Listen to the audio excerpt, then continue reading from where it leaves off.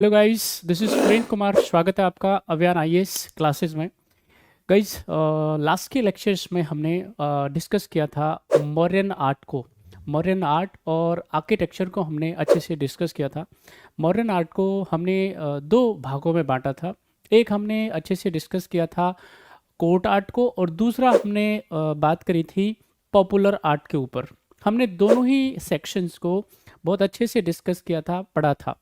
मैं आपको रिवाइज करा दूं कि हमने कोर्ट आर्ट के अंदर हमने तीन संरचनाओं के बारे में बात करी थी। हमने बात करी थी पिलर्स को लेकर के, हमने बात करी थी पैलेसेस को लेकर के, और हमने बात करी थी स्तूपों को लेकर के। यानी जब हम बात करेंगे कोर्ट आर्ट के बारे में, मौर्यन कोर्ट आर्ट के बारे में, तो वहाँ पे पैलेसेस पे ज़्यादा फोकस किया जाता है, देन उसके बाद में पिलर्स पे फोकस किया जाता है, देन उसके बाद में स्तूपास पे क्या किया जाता है, फोकस किया जाता है। लेकिन जब हम दूसरी तरफ बात करते हैं किसके बारे में, हम पॉपुलर आर्ट के बारे में, जिसको जन सामान्य क्या किया था, अपना प्रोत्साहन दिया था, अपना पैट्रोनेज करने का काम किया था। तो उसमें हमने जो विशेष तौर पे देखा था, हमने उसमें देखा था रॉक कट्स को, ठीक है कि नहीं। उसके बाद में हमने रॉक कट के अलावा इसमें जो खास हमने बात करी थी वो स्कल्पचर पे बात करी थी, और उसके बाद में जो तीसरा हमने देखा था वो पॉटरी के बारे में देखा था।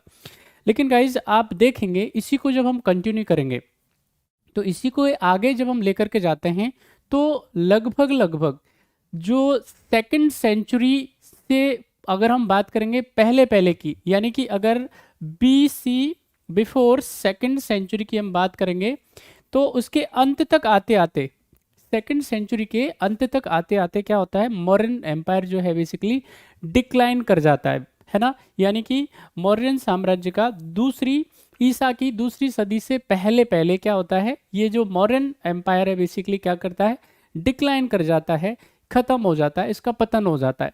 तो अब जब इसका पतन होता है, तो क्योंकि मौर्यन एम्पायर जो है बेसिकली ऑल ओवर इंडिया में फैला हुआ था, नॉर्थ से लेकर के साउथ तक इसकी सीमाएं काफ़ी फैली हुई थी, है ना। ईस्ट से लेकर के वेस्ट तक ये क्या कर रहा था, काफ़ी फैली अवस्था में था, समृद्ध अवस्था में था।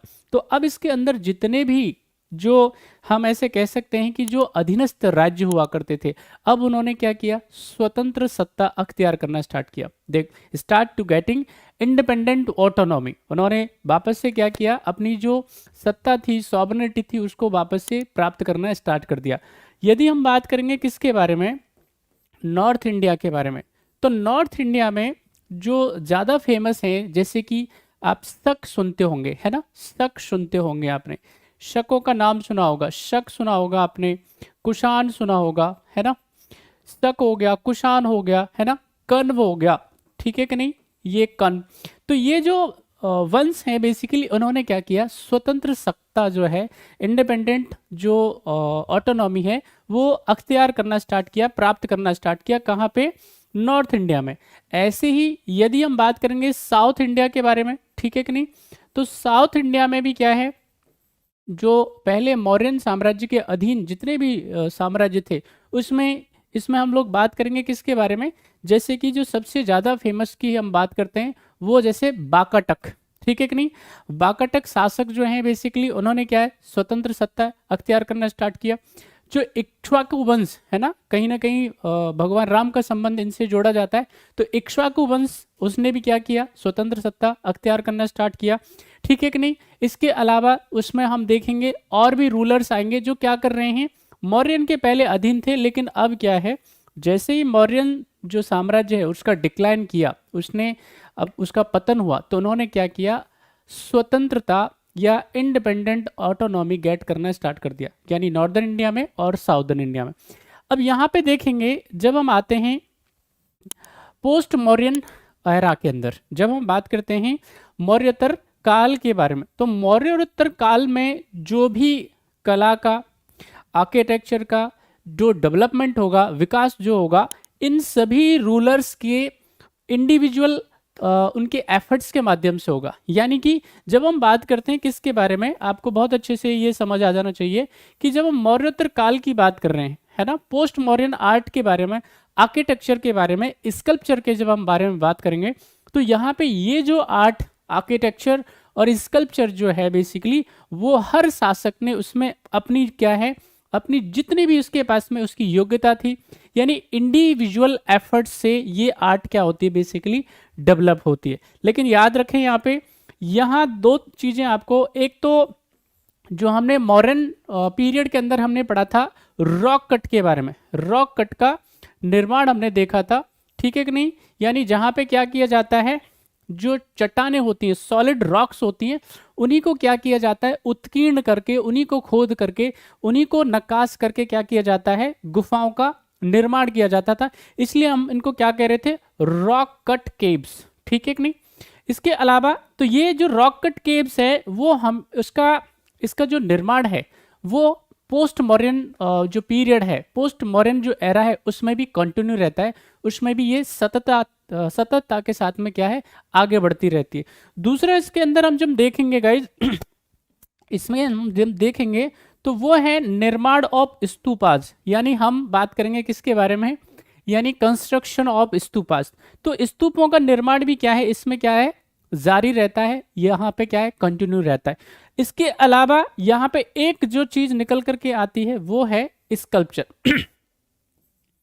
अगर बात करेंगे किसके बारे में, स्कल्पचर के बारे में, मूर्ति कला के बारे में, तो उसमें यूनिकनेस दिखाई देगी। साथ ही साथ यहाँ पे चाहे हम रॉक कट की बात करें, चाहे हम लोग स्तूपों की बात करें, या हम स्कल्पचर की बात करें, इन सभी में क्या है, इनका जो साइज है बेसिकली, है ना, इनकी जो भव्यता है कि नहीं, इनका जो आकर्षण है वो मॉडर्न पीरियड से अभी यहाँ पे पोस्ट मॉडर्न पीरियड में आकर के और ज़्यादा होने वाला है और बेहतरीन होने वाला है, राइट। यानी कि अगर आप देखेंगे मॉडर्न पीरियड के अंदर, तो मॉडर्न पीरियड में हम आपको थोड़ा सा कंपैरिजन करके बताएंगे आपको। बेसिकली मॉडर्न पीरियड में जब हम रॉक कट की बात करेंगे, ठीक है कि नहीं, हम बात कर लेते हैं किसके बारे में, number 1 that is rock cut केव, है ना।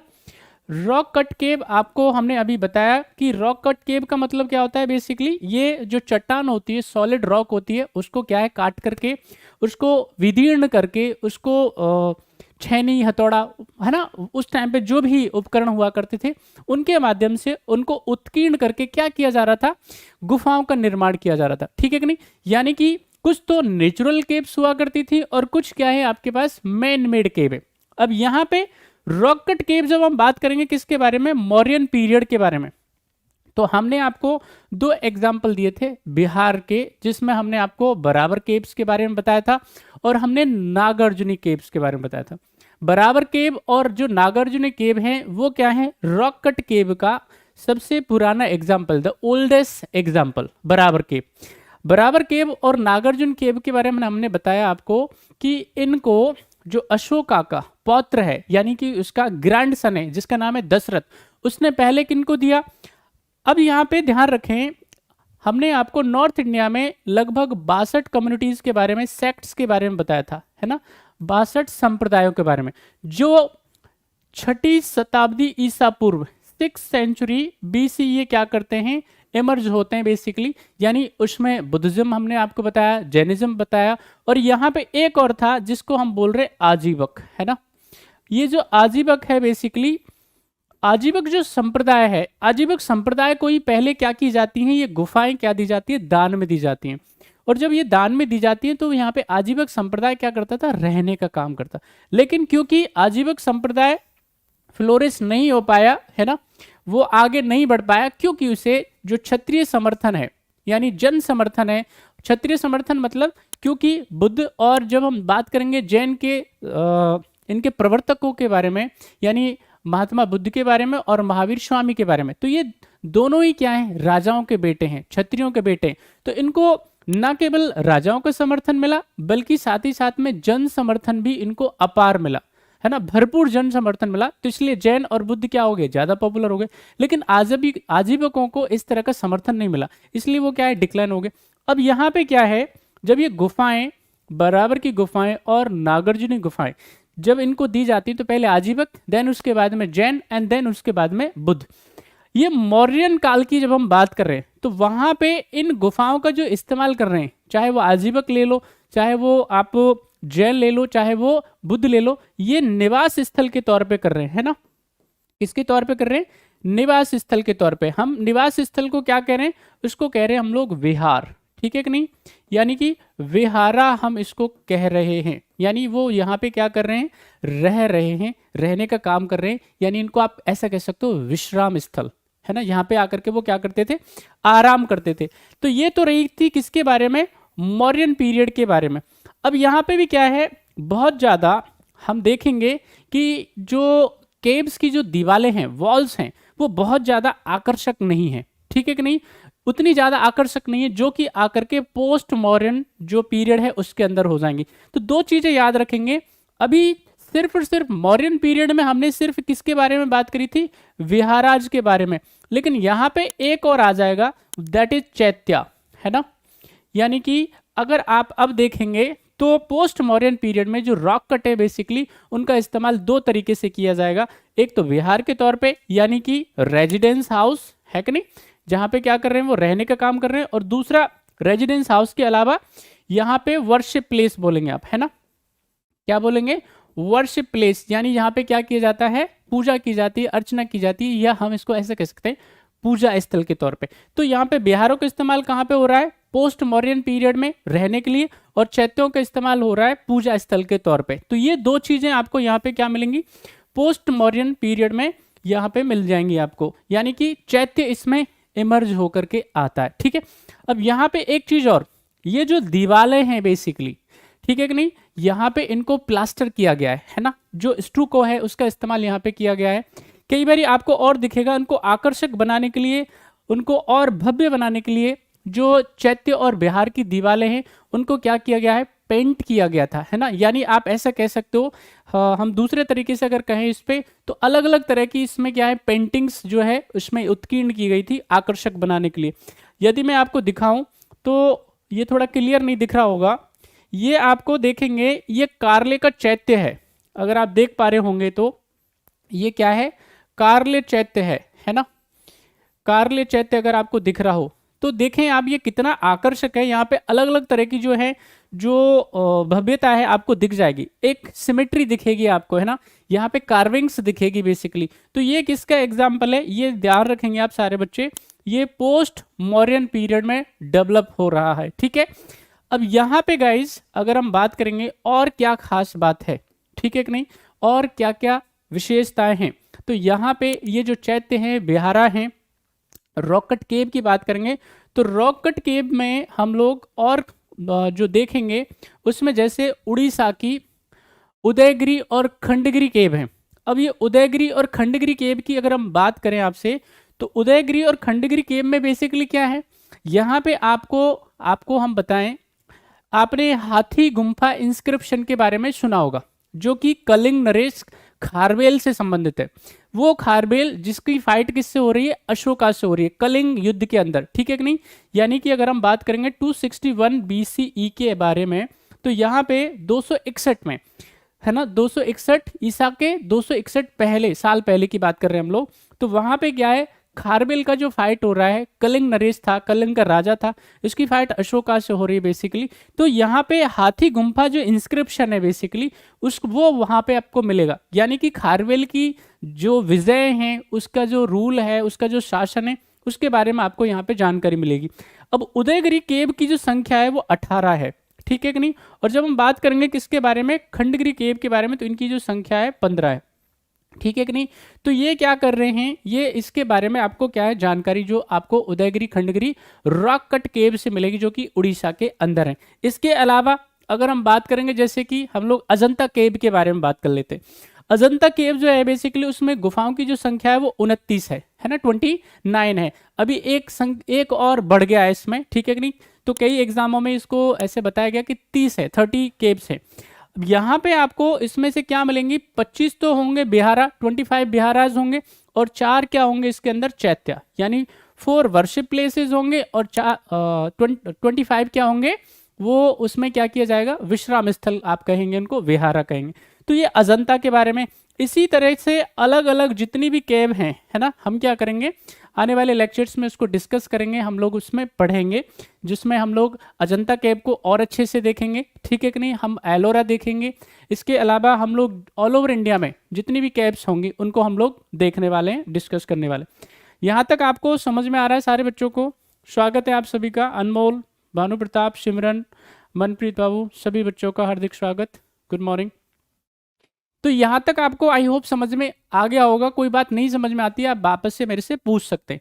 जो दूसरे नंबर पे गाइज हम बात करेंगे रॉक कट केव के अलावा जो कॉन्टिन्यूएंस में अभी पोस्ट मौर्यन पीरियड में रॉक कट केव क्या है, लगातार चल रही हैं, आगे बढ़ रही हैं, लेकिन उसका डेवलपमेंट जो है, उनका जो साइज है, बेसिकली उनका जो ब्यूटिफिकेशन है, उनका डेकोरेशन है, वो मौर्यन पीरियड से और ज़्यादा आपको यहाँ पे देखने को मिलेगा, एडवांसमेंट आपको देखने को मिलेगा। जो दूसरा हम बात करेंगे किसके बारे में, स्तूपा के बारे में, जो क्या हो रहा है, ये भी क्या है, कंटिन्यू चल रहा है। कहाँ पे? पोस्ट मौर्यन पीरियड के अंदर, ठीक है कि नहीं। ध्यान रखेंगे नॉर्दर्न इंडिया में और साउदर्न इंडिया में अलग अलग जो रूलर्स हैं, जो पहले क्या हुआ करते थे, मौर्यन साम्राज्य के अंदर उनके अधीन राजा हुआ करते थे। आप उनके प्रांत कह सकते हैं, प्रोविंस कह सकते हैं, उनके सबॉर्डिनेट कह सकते हैं।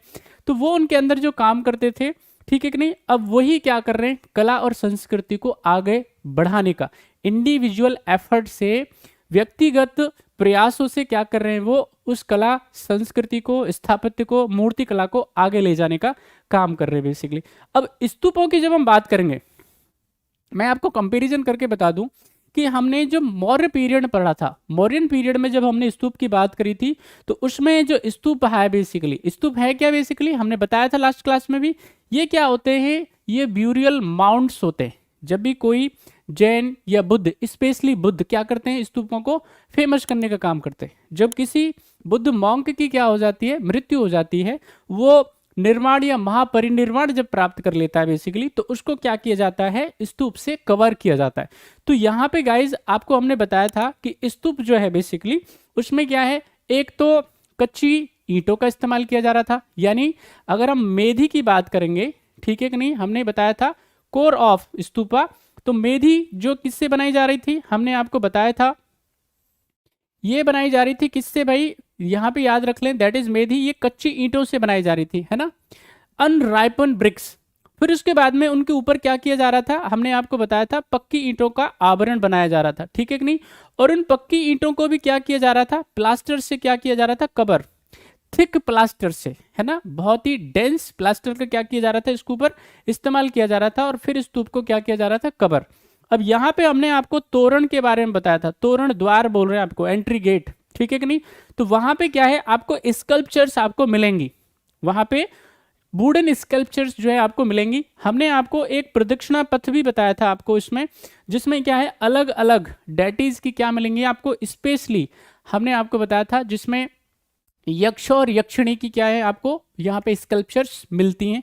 लेकिन अब आप देखेंगे जब पोस्ट मौर्यन पीरियड की बात करेंगे, तो स्तूप जो है उसमें अभी कच्ची और पक्की ईंटों के स्थान पे अभी इस्तेमाल होने लग गया है प्लास्टर, ठीक है कि नहीं।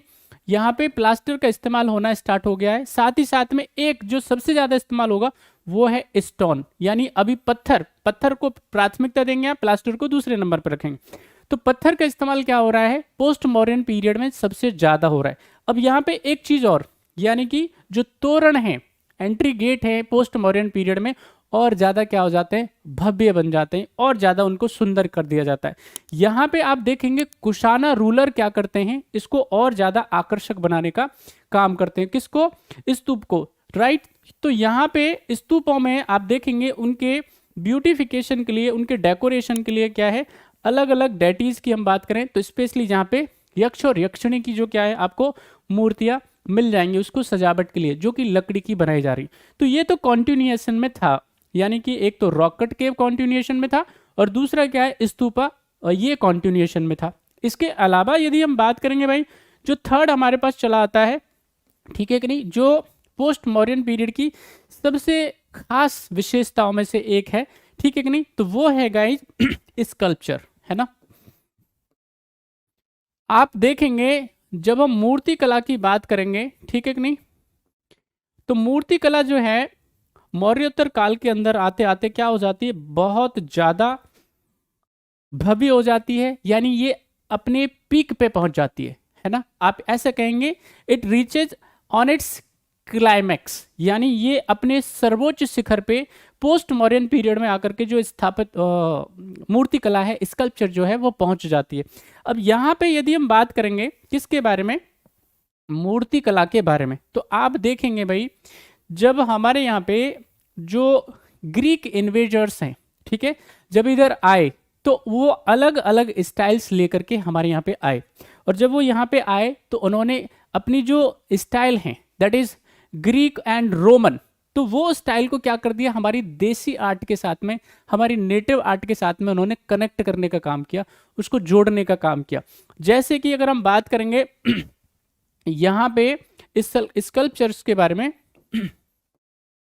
ठीक है, ये क्या किया, जब हमारे यहाँ पे इन्वेडर्स आ रहे हैं जो ग्रीक से आ रहे हैं, है ना, तो वो क्या कर रहे हैं, अपने साथ में क्या लेकर के आ रहे हैं, एक आर्ट है that is Greco Roman art, है ना।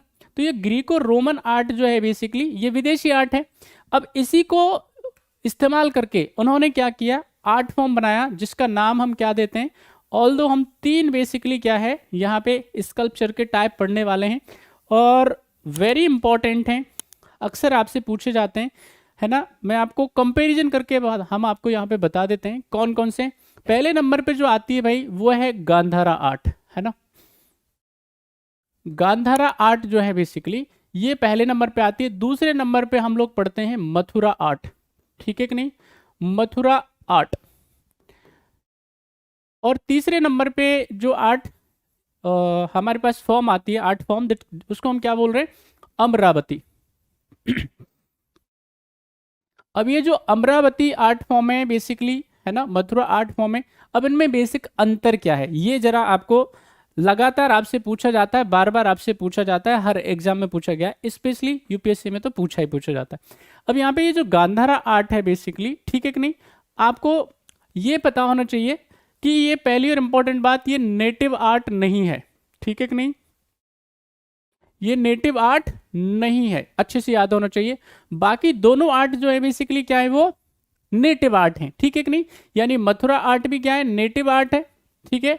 हम इसको दूसरे शब्दों में कहें तो ये क्या है, इंडिजीनियस आर्ट, इसको हम क्या बोल रहे हैं, इंडिजीनियस आर्ट, जबकि ये क्या है, इंडिजीनियस आर्ट नहीं है, नॉट इंडिजीनियस आर्ट, ठीक है कि नहीं। कौन सी आर्ट, गांधारा आर्ट जो है बेसिकली वो क्या है, इस पे विदेशी कला का प्रभाव है। अब कौन सी कला, विदेशी कला में भी आपको याद होना चाहिए हम क्या कहते हैं, जब हम बात करेंगे किसके बारे में, हम एक एक इसको कंपैरिजन हम जब करने बैठेंगे, देखिए यहाँ पे जब हम बात करेंगे किसके बारे में, पहली आर्ट जो आपको दिखाई दे रही होगी गांधारा आर्ट। तो ये जो गांधारा आर्ट है इसकी कुछ विशेषताएं आपको पता चल जाए, ठीक है कि नहीं। अब गांधारा आर्ट की विशेषताएं जो क्या है, ध्यान पूर्वक सुन लीजिए सारे बच्चे, क्योंकि इसमें कोई कंफ्यूजन आपको नहीं रहना चाहिए, ठीक है कि नहीं। पहली और इंपॉर्टेंट बात जो है, पहला जो खास पॉइंट चला आता है, पहली इंपॉर्टेंट बात क्या है, इसको हम जो नाम दे रहे हैं उसको दे रहे हैं हम लोग ग्रीको इंडो आर्ट, है ना। इसको कई वाली क्या बोल रहे हैं, ग्रीको रोमन इंडो आर्ट बोल रहे हैं ना, या फिर ग्रीक इंडो रोमन आर्ट इसको बोल रहे हैं, पहली इंपॉर्टेंट बात। दूसरा यहाँ पे याद रखेंगे ये क्या है, नॉट इंडिजीनियस आर्ट, ठीक है, यानी नॉट नेटिव आर्ट बोल सकते हैं आप इसको, या इंडिजीनियस आर्ट बोल सकते हैं, ठीक है कि नहीं। यानी इसके ऊपर क्या है, विदेशी कला का क्या है, प्रभाव है। यानी अब जब हम बात करेंगे इसके एक्सपेंशन के बारे में, तो ये कहाँ पे हुआ करती थी, ठीक है कि नहीं। तो आप देखेंगे क्योंकि जो जितने भी ग्रीक से रोम से यहाँ पे आ रहे हैं, हम यहाँ पे देखेंगे ये क्या है, इसके ऊपर ना हेलेनिस्टिक प्रभाव है। हम हेलेनिस्टिक प्रभाव की जब हम बात करेंगे, हेलेनिस्टिक प्रभाव का मतलब क्या होता है, यानी कि यहाँ पे हेलेनिस्टिक मतलब यहाँ पे ग्रीक और रोम जो आर्ट हुआ करती थी उसका क्या है, इसके ऊपर इम्पैक्ट है, इसका प्रभाव है, ठीक है कि नहीं। यानी कि ये स्वतंत्र आर्ट नहीं है, नेटिव आर्ट नहीं है। अब यदि हम बात करेंगे इसके एक्सपेंशन के बारे में, तो ये कहाँ तक थी, तो आप देखेंगे मॉडर्न अगर हम बात करते हैं तो जैसे सिंध प्रोविंस हो गया, है ना, पेशावर के आसपास के क्षेत्र हो गए, है ना, आप देखेंगे अफगानिस्तान के कुछ एरियाज हो गए, ठीक है, तो वहां तक इसका क्या था, गांधार का विस्तार हुआ करता था, इसका एक्सपांशन था, ठीक है। यहाँ पे यदि हम बात करेंगे भाई कि गांधार कला को पैट्रोनेज किसने प्रोवाइड किया, अक्सर अलग अलग एग्जामों में ये पूछा जा चुका है सवाल, ठीक है। गांधार कला को किसने पैट्रोनेज करने का काम किया? तो गांधार कला को जो कुषाण रूलर्स हैं, है ना, उन्होंने क्या किया, इसको पैट्रोनेज करने का काम किया, है ना, अपना समर्थन देने का इसको काम किया। अब यहाँ पे सबसे ज्यादा इसमें हम बात करेंगे किसकी, स्कल्पचर के बारे में। तो किसकी स्कल्पचर सबसे ज्यादा यहाँ पे आपको देखने को मिलेंगी? तो वो आपको यहाँ पे महात्मा बुद्ध के बारे में, है ना, बुद्धा स्कल्पचर्स जो आपको हैं सबसे ज़्यादा देखने को मिलेंगी, क्योंकि बुद्धा की यहाँ पे मूर्तियाँ बेसिकली क्या है, यहाँ पे बनाई गई, ठीक है। यहाँ पे एक और जो इम्पोर्टेंट बात अगर हम आपसे बात करें कि भाई और क्या क्या खास बात है इसकी गांधार आर्ट के बारे में, ठीक है। तो गांधार आर्ट जो है बेसिकली यहाँ पे भगवान बुद्ध जो है बेसिकली, ठीक है, उनके बारे में बताया गया है। जैसे मैं आपको एक पिक्चर के माध्यम से बताऊं, यहाँ पे अगर ये भगवान बुद्ध आपको क्या है अगर दिखाई दे रहे हो, अगर आपको यहाँ पे आप क्लियर आप देख पा रहे हो भगवान बुद्ध को, तो यहाँ पे ये पीछे क्या है, एक बहुत ही एक आपको एक हालो टाइप दिखाई देगा, ठीक है कि नहीं। यानी यहाँ पे एक आभा मंडल आपको क्या होगा, दिखाई दे रहा होगा, है ना, ये पीछे की तरफ। अब यहाँ पे भगवान जो बुद्ध हैं बेसिकली वो क्या हैं, वो यहाँ पे बैठे हुए एकदम पद्मासन अवस्था में, ठीक है कि नहीं। तो यहाँ पे वो एक योगी की मुद्रा में क्या है बैठे हुए हैं, ठीक है। यहाँ पे आप देखेंगे कि इनकी जो आईज हैं, है ना, भगवान बुद्ध की जो आईज हैं, वो आंखें हैं, वो क्या है आधी खुली हुई हैं, है ना, अर्ध खुली हुई क्या है बेसिकली आंखें हैं। अब यहाँ पे देखेंगे कि यहाँ पे इनके जो हेयर्स हैं, बाल हैं, वो बेबी हेयर्स है ना, यानी कि ये क्या है बेसिकली लहरदार आपको दिखाई दे जाएंगे। एक चीज और आपको यहाँ पे दिख रही होगी कि यहाँ पे ये क्या है एकदम आपको इनका आभा मंडल जो है आपको दिख रहा होगा बेसिकली। अब यहाँ ये जो आपको दिखाई देंगे, इसमें इनके हाथ में आपको आप जब देखेंगे बेसिकली, हम विशेष तौर पे भगवान बुद्ध की अलग अलग प्रतिमाओं के बारे में, तो ये मथुरा से आपको क्या मिलेंगी, भगवान बुद्ध जो है बेसिकली अपने दोनों हाथों में बैठी गई, यानी दो बोधिसत्व के बारे में जानकारी मिलेगी। अब दो बोधिसत्व कौन से हैं, एक तो है आपके पास में पद्म पाणी और दूसरा है आपके पास में वज्र पाणी। अब पद्म पाणी मतलब एक हाथ में उन्होंने क्या लेके रखा हुआ है, लोटस लेके रखा हुआ है, जो कि किसका, शांति का, समृद्धि का और विकास का आपको प्रतीक दिखाएगा। जब हम बात करेंगे किसके बारे में, वज्रपाणी के बारे में, तो वज्रपाणी क्या है, धरती जो है बेसिकली, अर्थ जो है बेसिकली, ठीक है, उसको दंड देने की, यानी यहाँ पे अगर मान लेते हैं वो दंड देंगे तो विनाश का क्या है वो प्रतीक है बेसिकली, ठीक है। थंडर बोल्ट जिसको हम कह रहे हैं, ठीक है, उनके हाथ में क्या है, वज्र है, यानी थंडर बोल्ट वो होल्ड किए हुए हैं, जो क्या करता है, विनाश का प्रतीक है। तो यहाँ पे ये क्या है, गांधारा स्टाइल के बारे में यहाँ पे बताया गया है बेसिकली। तो ये क्या है, एकदम यहाँ पे योगी की अवस्था में मेडिटेशन बेसिकली यहाँ पे ये कर रहे हैं। अब यदि हम बात करेंगे भाई किसके बारे में, इसके अलावा हम जो दूसरी हमारी आर्ट चली आती है, ठीक है कि नहीं, जिसको हम क्या कह रहे हैं, मथुरा आर्ट, है ना। अब ये जो मथुरा आर्ट है बेसिकली, मथुरा आर्ट, अब आपको ये पता चल जाए, पहली और इंपॉर्टेंट बात क्या है, ये नेटिव आर्ट है, ठीक है कि नहीं, नेटिव आर्ट। और साथ ही साथ में आपको याद होना चाहिए, हम इसको क्या कह रहे हैं, दूसरा नाम दे रहे हैं इसको इंडिजीनियस आर्ट। अब यहाँ पे इसको पैट्रोनेज करने का काम किसने किया भाई, इसको भी क्या है, कुषाण रूलरों ने क्या किया, पैट्रोनेज करने का काम किया, ठीक है। अब इसका एक्सपेंशन कहाँ पे है, ठीक है कि नहीं।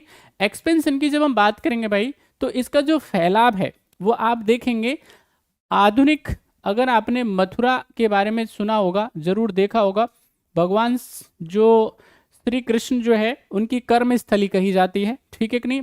वहाँ पे क्या है, उन्होंने मथुरा भगवान श्री कृष्ण ने क्या किया, अपने जो मामा जी हैं कंस, उनका क्या किया, वहाँ पे वध किया, और बाद में वो उनकी भगवान श्री कृष्ण की राजधानी बनती है, ठीक है। तो ये मथुरा है, मथुरा में कुछ एरिया है जैसे सौंख, ठीक है कि नहीं, सौंख जो एरिया है बेसिकली, है ना, मेरा नंसार, मेरी मम्मी जी वो हैं, वो कहाँ की हैं, इसी एरिया की, सौंख एरिया की हैं, ठीक है। तो ये क्या है, हमारी नंसार है बेसिकली, हमारे मामा जी भी उधर ही रहते हैं। सौंख एरिया में, सौंख एरिया के अलावा एक और है, दैट इज कंकाली टीला। कंकाली टीला आपको यहाँ पे क्या है दिख जाएगा। तो यहाँ तक इसका क्या है बेसिकली, मथुरा जो स्कल्पचर है उसका क्या है, एक्सपेंशन है, उसका विस्तार है, ठीक है। अब यहाँ पे और क्या आपको खास बात आपको यहाँ पे मिलेगी, नजर आएगी। देखो ये जो आर्ट है बेसिकली इसमें आपको जैन, ठीक है, बुद्ध, जैन, इसके अलावा बुद्ध और उसके बाद में हिंदुज्म, यानी तीनों ही धर्मों से संबंधित यहाँ पे आपको क्या मिल जाएंगी, स्कल्पचर्स मिल जाएंगी। तीनों का ही इसमें क्या है लगातार, लेकिन ज़्यादा जो प्रतिमाएं आपको दिखेंगी मिलेंगी वो किसकी दिखेंगी, आपको मूर्तियां किसकी दिखेंगी, बुद्धिज्म की ज़्यादा दिखेंगी, ठीक है कि नहीं। यहाँ पे आप देखेंगे भाई कि हमने आपको अभी गांधार कला के अंदर बताया, गांधार स्कल्पचर में बताया कि स्टार्टिंग में क्या है, बेसिकली स्टार्टिंग में उसमें ब्लूइश है ना, ब्लूइश और यहाँ पे ग्रे है ना, ब्लूइश ग्रे जो सैंड स्टोन है उसका इस्तेमाल कहाँ पे हो रहा है, जो गांधार स्कल्पचर है उसके निर्माण में हो रहा है। बाद में आप देखेंगे, बाद में यहाँ पे देखेंगे मड और स्टूको है ना, मड और स्टूको का इस्तेमाल कहाँ पे हो रहा है, ये गांधार स्टाइल में हो रहा है। लेकिन जब हम बात करेंगे किसके बारे में, हम लोग जब बात करेंगे किसके बारे में, मथुरा कला के अंदर, तो यहाँ पे आप देखेंगे red spotted, red spotted sandstone है ना, यानी कि लाल चित्तीदार पत्थर, यानी कि लाल चित्तीदार बलुआ जो पत्थर है बेसिकली उसका इस्तेमाल कहाँ पे हो रहा है, मथुरा कला के अंदर हो रहा है। मथुरा जो आर्ट है स्कल्पचर है उसमें जो महात्मा बुद्ध या जैन और महावीर से संबंधित जो मूर्तियां स्कल्पचर्स बनाए जा रहे हैं उनमें इस्तेमाल जो हो रहा है वो रेड स्पॉटेड सैंडस्टोन का इस्तेमाल हो रहा है, ठीक है कि नहीं। तो यहाँ पे ये मटेरियल हो गया उनको बनाने के लिए। अब इसमें क्या दिखाया गया है, तो यहाँ पे भगवान बुद्ध को जो दिखाया गया है बेसिकली वो, अब यहाँ पे आपको देखेंगे कि यहाँ पे भी क्या है, भगवान बुद्ध क्या है, ऑल्दो वो योगी की अवस्था में ही है ना, यहाँ पे भी जो उनका आभा मंडल है आपको स्पष्ट दिखाई दे जाएगा। लेकिन मथुरा कला में आपको दो तीन चीजें दिखेंगी। मथुरा कला के अंदर आपको भगवान बुद्ध बहुत ज़्यादा बलिष्ठ दिखाई देंगे है ना। उन्होंने क्या किया है, वे कपड़े जो है बेसिकली पहने हुए हैं लेकिन बहुत ज़्यादा टाइट ड्रेस है बेसिकली, तो यहाँ से आपको उनके पौरुष का आपको अंदाज़ा लग जाएगा। एक और चीज़ आपको यहाँ से मिल जाएगी कि यहाँ पे उनका वो क्या है, वो सेव किए हुए हैं है ना, अब हम ऐसे कह सकते हैं कि दाढ़ी बनाए हुए हैं है ना, तो वो आपको यहाँ पे क्या है मथुरा कला में आपको देखने को मिल जाएगा, ठीक है गाइस। इसके अलावा हमारे पास जो अंतिम बचता है जिसको हम लोग क्या कह रहे हैं, अमरावती है ना। अमरावती जब हम स्कल्पचर की बात करेंगे तो ये कहाँ पे डेवलप होती है, जिस प्रकार से जो मथुरा कला है वो यमुना नदी के किनारे पे डेवलप होती है, ऐसे ही अमरावती जो आर्ट है बेसिकली वो कृष्णा नदी के किनारे पे, ठीक है कि नहीं, साउथ इंडिया में कृष्णा रिवर के बैंक पे क्या होती है, डेवलप होती है। अब यहाँ पे गाइज इसमें क्या है, ये क्या है, इंडिजीनियस आर्ट है, जैसा कि हमने आपको बताया था, ये भी देसी आर्ट है, नेटिव आर्ट है। यहाँ पे क्या है, इसको पैट्रोनाइज करने का काम जो कर रहे हैं वो सातवाहन रूलर कर रहे हैं है ना, सातवाहन रूलर क्या कर रहे हैं, इस कला को पैट्रोनाइज करने का काम कर रहे हैं। और क्या खास बात है इसमें, इसकी खास बात यह कि इसके अंदर जो मटेरियल इस्तेमाल किया गया है वो वाइट मार्बल का इस्तेमाल किया गया है ना, वाइट मार्बल यहाँ पे क्या है बनाया गया है। अब ये एक चीज और, मथुरा गांधार कला में जो व्यक्तिगत इमेजेस आपको मिलेंगी महात्मा बुद्ध की मिल जाएंगी है ना, जैसे कि गांधार में स्पेशली आपको महात्मा बुद्ध की मिलेंगी। और जब हम बात करेंगे किसके बारे में, मथुरा के बारे में, तो वहाँ पे आपको जैन, बुद्ध और हिंदुज्म तीनों से संबंधित, तीनों धर्मों से संबंधित आपको क्या मिलेंगी, इमेजेस मिलेंगी, स्कल्पचर्स मिलेंगी। लेकिन जब हम बात करेंगे किसके बारे में, अमरावती स्कल्पचर के बारे में, तो अमरावती में आपको जो इंडिविजुअल इंपॉर्टेंस है उसको नहीं दिया गया है। यहाँ पे क्या है, ज़्यादा जो काम किया गया है, आपको ज़्यादा इमेजेस मिलेंगी, वो क्या मिलेंगी, आपको डायनेमिक मिलेंगी। साथ ही साथ में यहाँ पे ये कलेक्टिव आर्ट है, ठीक है कि नहीं, इसमें क्या है आपको ज़्यादातर जो मिलेंगी भगवान बुद्ध के जो जातक कथाएं, उनके जन्म से संबंधित जो कथाएं, वो ग्रुप में आपको क्या है इमेजेस बेसिकली यहाँ पे मिलेंगी, ठीक है। अगर मैं आपको यहाँ पे ये दिखाने की कोशिश करूँ, अगर आप यहाँ पे देख पा रहे हो, तो जैसे ये क्या है बेसिकली, ये मथुरा कला के बुद्ध हैं, आपको दिखाई दे रहे होंगे है ना, यहाँ पे मथुरा कला के बारे में दिखाया गया है, ठीक है कि नहीं। तो अमरावती आर्ट के अंदर आपको दिख जाएगा, पहली बात सातवाहन रूलर इसको क्या कर रहे हैं, पैट्रोनाइज कर रहे हैं, व्हाइट मार्बल का इस्तेमाल किया जा रहा है, यहाँ पे व्यक्तिगत विशेषताओं को कम दिखाया गया है, जबकि जन्म के संबंध में भगवान बुद्ध के बारे में जानकारी यहाँ पे दी गई है बेसिकली, ठीक है कि नहीं। और यहाँ पे जातक कथाओं के संबंध में जानकारियाँ ज़्यादा दी गई। तो ये गाइज क्या है, बेसिकली पूरा का पूरा पोस्ट मॉडर्न स्कल्पचर के बारे में था, जिसमें हमने रॉक कट को अच्छे से देखा, स्तूप को हमने अच्छे से देखा, और उसके बाद में हमने स्कल्पचर की 3 बेसिकली जो है प्रकार हैं, टाइप हैं, जिसमें हमने गांधारा स्टाइल, उसके बाद में हमने स्पेशली मथुरा स्टाइल, और उसके बाद अमरावती स्टाइल को देखा। तो आप जाकर के एक बार इसको देखिएगा।